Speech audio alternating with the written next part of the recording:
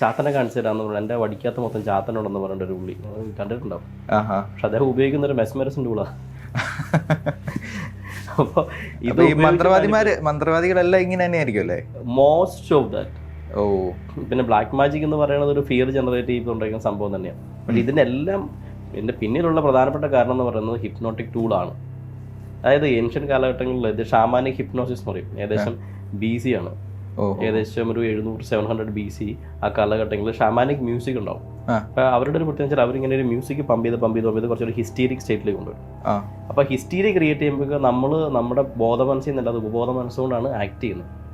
അപ്പോൾ അവർ അമാനുഷികമായ സംഭവങ്ങൾ കാണുകയും അമാനുഷികമായ ഹാലൂസിനേഷൻസ് കിട്ടുകയും ദൈവത്തിനെ കണ്ടു എന്നൊക്കെ പറഞ്ഞു തരിക. അതായത് ഈ പ്രത്യേകിച്ച് ഞാനൊരു പെന്തക്കോസ്റ്റൽ കമ്മ്യൂണിറ്റിയിൽ നിന്ന് വരുന്നത്. അപ്പം ഞാൻ തന്നെ എൻ്റെ ചർച്ചകളിൽ കാണുന്ന ഞാൻ പ്രാർത്ഥിച്ച് കൈയിടിച്ച് കർത്താവ് എൻ്റെ ആ ഡോറിൻ്റെ അടുത്ത് വന്ന് നിന്നൊക്കെ പറയുന്ന സംഭവമൊക്കെ അപ്പോൾ ശരിക്കും അത് തന്നെ എൻ്റെ ആയിരിക്കത്തില്ലേ?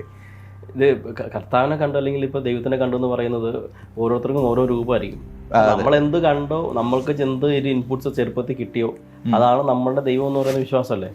അല്ലാതെ ആരും ഒരു സ്വന്തമായിട്ടൊരു ദൈവത്തിനെ കാണുകയോ കണ്ടിട്ടില്ല. അത് നമ്മൾ തന്നെ ഉണ്ടാക്കി വെച്ചിരിക്കുന്ന ഒരു 3D ഇമേജ് തന്നെയാണ്.